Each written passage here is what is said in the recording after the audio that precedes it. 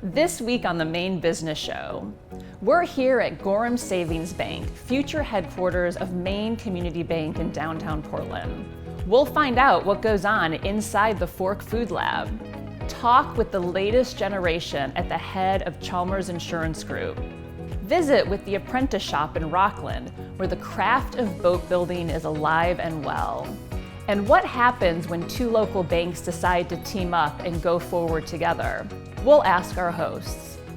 And we'll visit the Theater Project in Brunswick. I'm Quincy Hensel. Join me next for the Maine Business Show.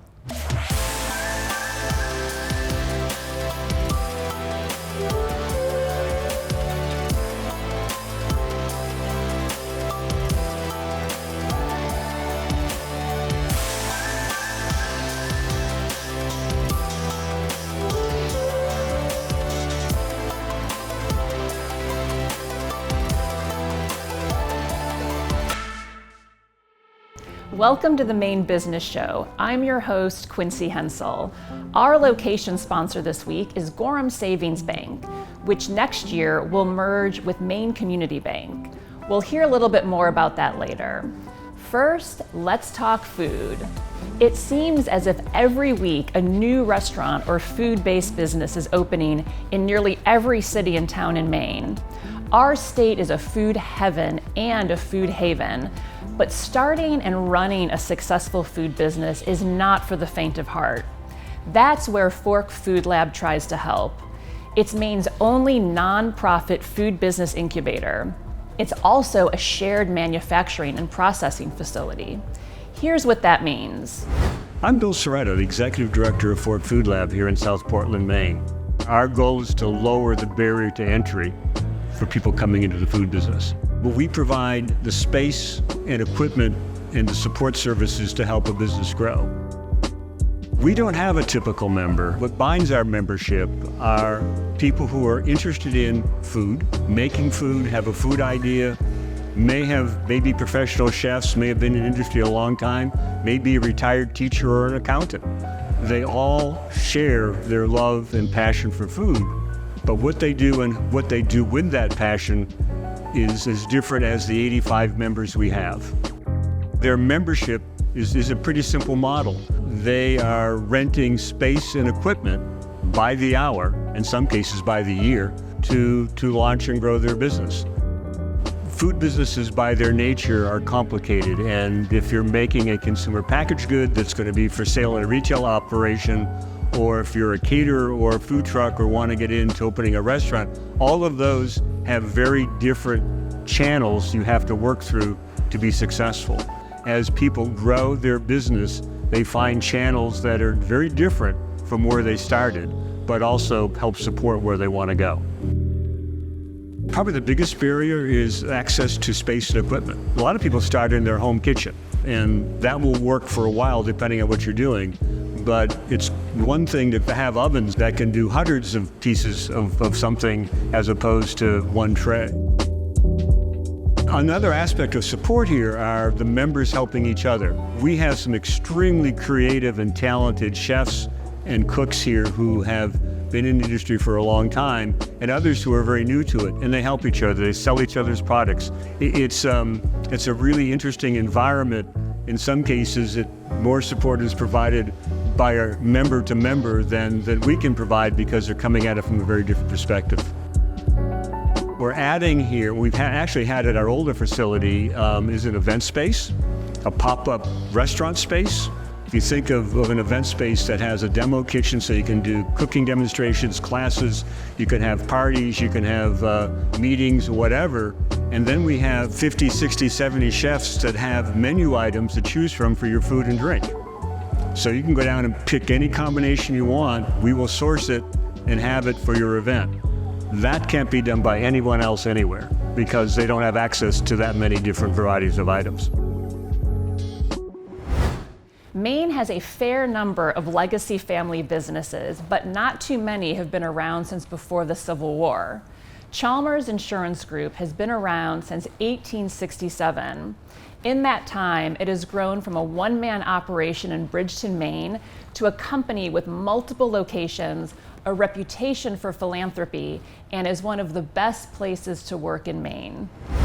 Welcome everybody to Chalmers Insurance Group in beautiful Bridgeton, Maine. We're so happy to have you here today. The company started in 1857 here on Main Street in Bridgeton. In 1928, it came into the Chalmers family, and since then we've been the stewards of the company. Our philosophy is that, we don't have to be the biggest, but we really aspire to be the best and be the most impactful. It's incredibly important for our clients to realize that you're not only just buying a policy from us, you're supporting the community, and this is our way of giving back. I'm the fourth generation of Chalmers to lead my family's agency, and I can remember as a child coming here, getting off the school bus here after school, and really kind of got to run through the agency as a little girl and understand what it's all about. And really at the core of it, it's about the community. What sets us apart is that to transcend 4 generations, but to evolve in the sense of using technology to reinvest in who we are and what we do. We don't forget about our people. When I say our people, our co-workers, our colleagues, but also our clients. Not only are we super proud that we're a reliable employer to now 100+ individuals and families, that's very, very meaningful, but also I think we provide financial stability and peace of mind to the business community. Mainers are all about supporting one another and putting in hard work, and so I'm super grateful for our clients, and thank you for trusting in us and believing in us to offer you that advice and guidance. And if Chalmers can help in that way, we're all for it. Time once again to turn back the clock on Maine business with help from the Maine Historical Society and the Maine Memory Network. This week, we look at a product and a practice that was once a major industry in Maine winters: ice harvesting. In some years, more than 1.5 million tons of ice were cut, stored, and shipped from Maine rivers and lakes.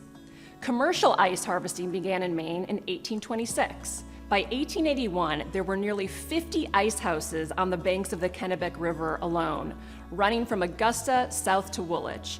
These ice houses produced anywhere from 5,000 to 80,000 tons of ice each. From roughly 1870 to 1890, Maine was the leader in the ice industry, seasonally employing some 25,000 men. Maine's deep, clear lakes and rivers set the standard for clear, pure ice. Because much of the ice was harvested close to sea lanes, shipping the ice was relatively easy and kept transportation costs in check. As Americans began to eat more fresh foods, including dairy and vegetables, ice was needed for ice boxes in more and more homes. Commercial ice harvesting continued in Maine well into the 20th century, but with the advent of refrigerators, by the late 1920s, ice harvesting became more and more localized. You still can experience ice harvesting in Maine. Many local farms and sporting camps harvest ice, and you can visit the Thompson Ice House Harvesting Museum in South Bristol, Maine. Still ahead, we'll learn about the impact that luxury properties have on the Maine housing market. These are real Maine Community Bank employees. They value honesty and integrity, hard work and independence. You can find them helping local business owners on a Friday and climbing mountain peaks on Saturday. Whether they're new to Maine or their family goes back generations, they come together to get things done. These are the people that make Maine great. They're the people that make us Maine Community Bank. Welcome back to the Maine Business Show. Maine has roughly 3,500 miles of coastline and hundreds of lakes and ponds. Living by the water in Maine is the dream of many people worldwide. Harcourt's Waterfront and Fine Properties in Augusta specializes in matching luxury Maine properties with buyers. Joining us to talk about how that happens is Charlene Hamuka, President and Designated Broker. Charlene, thanks for joining us on the show. Thank you for having me. I'm so glad to be here. Tell us a little bit about Harcourt's. I believe it's the only office that we have here in Maine. Is that correct? Yes. So we're actually a relatively new brand in Maine, but Harcourt's itself is the oldest and the 6th largest real estate company in the world. Last year they did over $50 billion worldwide. So they came to the U.S. about 8 years ago. They're focused primarily in California, the West Coast, and some high net worth areas. And we opened our office 3 years ago. We talk a lot about housing in Maine. Obviously, there's a shortage of all levels of housing across the state. Harcourts deals a lot in luxury housing. Can you talk to us a little bit about how luxury housing may or may not impact the cost of housing for your average family? What I see is actually the luxury market and then I'll call it the primary home market, are very two distinct markets. Now, clearly having a high-end property will elevate median prices, but for the most part, the high-end properties are sold to second, third, fourth home owners.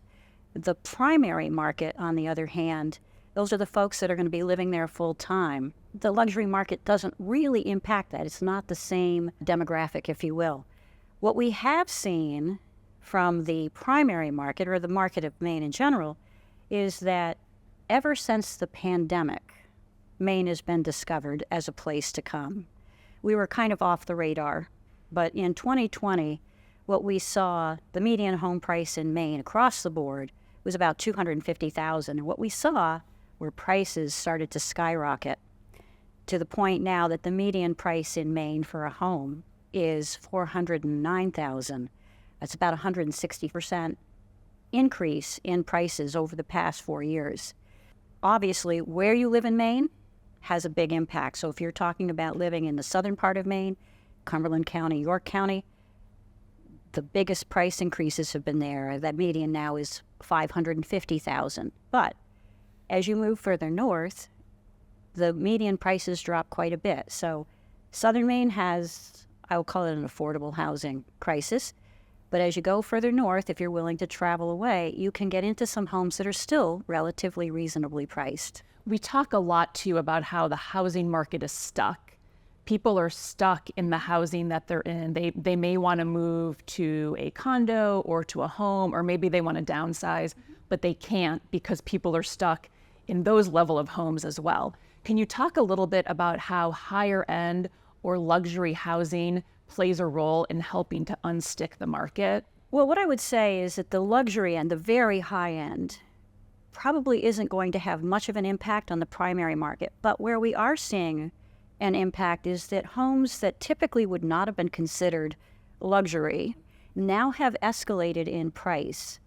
And the owners there, we have some of the oldest population in Maine, in addition to some of the oldest housing stock. So those owners are now looking to downsize, and they can't find a place to go.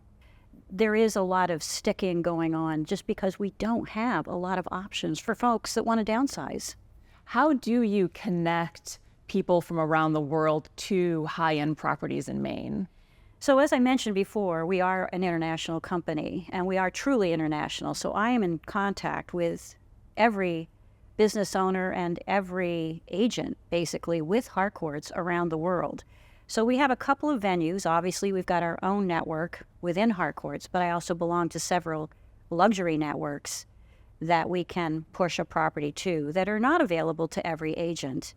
So between that, and we also have something called our live auction, which generates a lot of excitement. And again, it's a nationwide auction of high-end properties that gets the word out to people that are interested in oceanfront or fine properties in Maine. Well, Charlene, I have a feeling we're going to be talking about the housing market for many more years to come, so I hope you will come back and join us on the Maine Business Show. I'd love to, anytime. Thank you for having me. It was great to have you. When we come back, we'll talk with our hosts about what the future holds for community banking. There are times we need to pause, to take a breath, and a beat, and reawaken the senses. Plan your trip at visitmaine.com. Our show is coming to you this week from the Portland waterfront office of Gorham Savings Bank, soon to be the headquarters of the United Gorham Savings and Maine Community Bank. To talk more about this are Steve DeCastro, President and CEO of Gorham Savings Bank, and Jean Hewlett, CEO of Maine Community Bank. Thank you both for being here on the Maine Business Show. Pleasure. So Jean, this merger has been percolating for quite some time. Can you tell us a little bit about when it will be finalized? We announced our intent to merge in December of 2023, and we've been working through the regulatory process and working with our teams to be ready for a legal merger as of January 1st, 2025. So Steve, tell me a little bit about the thought process around why you felt this merger was a good idea and why is now the right time? Yeah, Jean and I have had this conversation starting back almost 2 years ago, and it's clear to us that as our area here in southern Maine grows, for us to keep up from a banking perspective, it was important that we combine forces and look for ways to, save money on technology and be able to reinvest that in our employees and our community, and also be able to have the scale and breadth to serve our business customers as well. So this merger is making you a much bigger institution. How is that going to benefit your customers? If we were to help with a project here in Greater Portland, as an example, that project 10 years ago would require half the amount of lending capacity that it does today. And so for us to be able to keep up with that, we need to be a larger organization and be more sophisticated. So that's one example of many of why this is important. So Jean, Maine Community Bank right now is headquartered in Biddeford. Gorham Savings Bank, headquartered in Gorham. Where are the headquarters going to be for the new merged institution? Well, we're really excited to say it'll be here at 1 India Street in Portland. We'll be the only bank headquartered in Portland, Maine. It's actually amazing that it's the only bank headquartered here. We're thrilled to have you here in Portland. Both of your institutions have done a lot and continue to do a lot philanthropically throughout our community. Can you talk a little bit about how you see that continuing forward once you've brought both institutions together? If you take our two organizations today independently, we're probably close to $1 million of direct philanthropy back into our communities, and the larger scale will provide us with some more earnings power to only enhance that effort. Absolutely. As a mutual savings bank, our mission is to give back to our communities, whether it's through philanthropy, through lending, supporting employment. And so this continues to enhance our ability to do that. We'll continue to be directly involved in all the communities where we have branches that we serve, but we'll also be able to make a better and bigger impact in specific areas to leverage our resources. What are you both most excited about with this merger?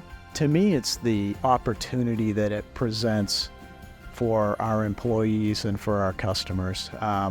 We, as a small organization, there are certain limitations in terms of the types of roles that we can offer to our employees, but as a larger organization, we can, it might be in data analytics or some specialty financing area so we'll be able to offer those opportunities to our employees. And then for our customers, again, it's being able to serve them in a more meaningful way.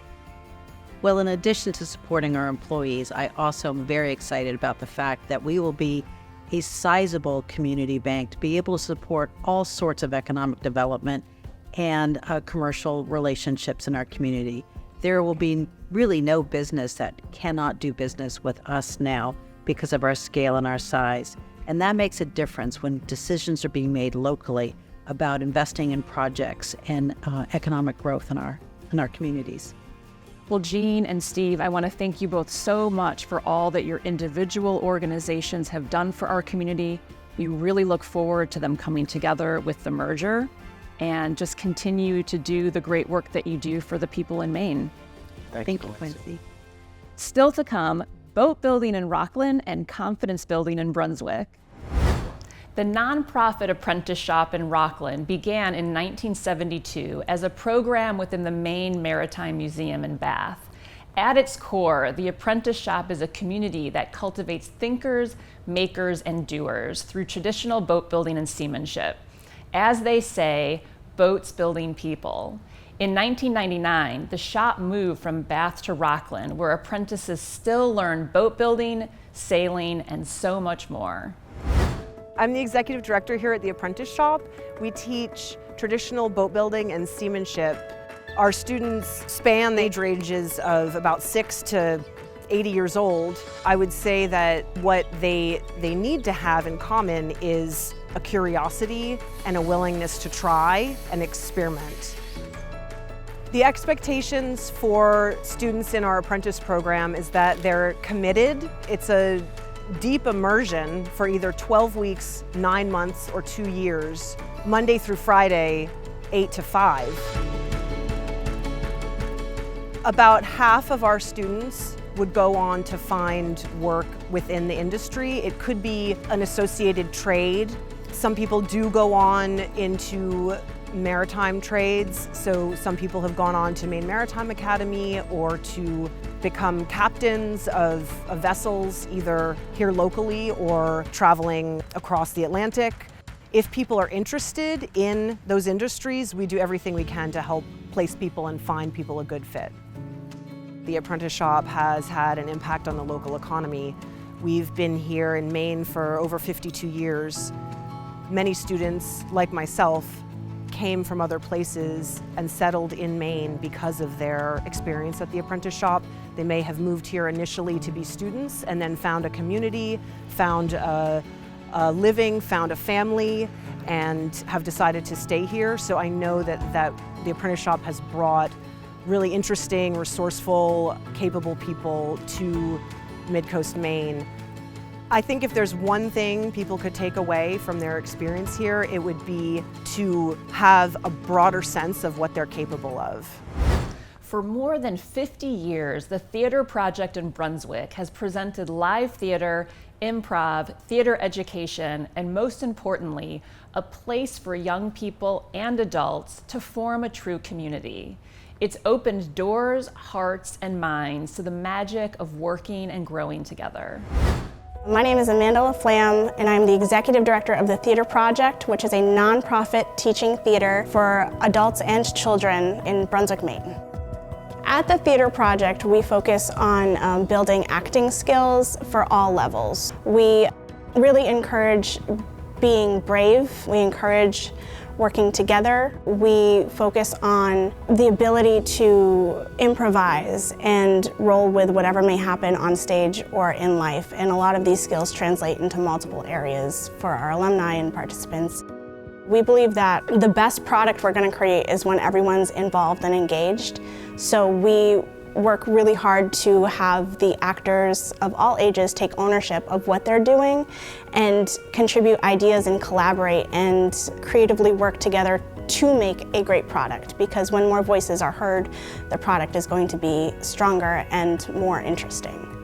We bring in about 1,200 patrons a year to see our shows. We have a 75-seat theater. We're just one street away from a thriving downtown in Brunswick, Maine. And we try to partner with local restaurants to offer discounts during productions. We encourage our patrons to go out and enjoy themselves before or after the shows. Our website is theaterproject.com. There's information on donations, there's information on our current season, there's information on how to get involved in acting and volunteering too, because volunteers are really important to what we do here. That's it for this week's edition of the Maine Business Show. Our thanks once again to Gorham Savings Bank and Maine Community Bank for hosting us, and to all of our guests. We hope you learned something new about Maine business and that you'll join us again next week. I'm Quincy Hensel. See you next time.